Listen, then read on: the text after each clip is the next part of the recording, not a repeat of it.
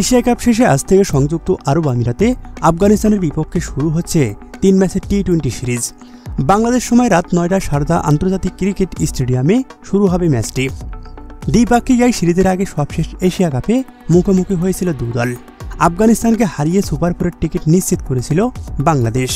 তবে সুপার ফোরে শ্রীলঙ্কাকে বিদায় করে দিয়ে ভারত এবং পাকিস্তানের কাছে হেরে ফাইনালের আগে বিদায় নেয় টাইগাররা। টি-20-র অতীত সমীকরণে বাংলাদেশের চেয়ে এগিয়ে আফগানিস্তান। অতীতে দুই দল 13 বার মুখোমুখি হয়েছিল।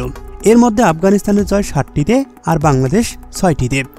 সাকিব, তামিম, মুশফিক এবং মাহমুদুল্লাহ বিহীন বাংলাদেশ টিম এখন তারুণ্য নির্ভর। অন্যদিকে আফগানিস্তান অভিজ্ঞ এবং তারুণ্যের মিশালে ব্যালেন্স টিম, যে কারণে তাদের সাথে মাঠের ক্রিকেটে পেরে ওঠা একটু কঠিন হবে।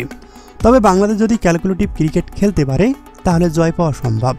আগামী বছর টি-20 বিশ্বকাপের আগে প্রস্তুতি জোরদার করার জন্য এই সিরিজটি উভয় দলের জন্য অত্যন্ত গুরুত্বপূর্ণ। কেমন হবে বাংলাদেশের সম্ভাব্য একাদশ, আসুন দেখে নেওয়া যাক। লিটন দাসের ইনজুরিতে অধিনায়কের দায়িত্ব থাকছে জাকের আলী অনিকের কাঁধে। ওপেনিংয়ে দেখা যাবে তানজিদ হাসান তামিম ও সাইফ হাসানকে। এরপরে ওয়ানডাউনে খেলতে পারেন পারভেজ হোসেন ইমন। 4 নম্বর পজিশনে থাকছেন তাওহিদ হৃদয় এবং 5-এ জাকের আলী অনিক। 6 নম্বর পজিশনে ব্যাট করবেন নুরুল হাসান সোহান। এরপরে শেখ মেহেদী ও রিশাদ হোসেন। সবশেষ 3টি পজিশন থাকছে পেসারদের দখলে। এখানে দেখা যেতে পারে মোস্তাফিজুর রহমান, তাসকিন আহমেদ ও তানজিম হাসান সাকিবকে।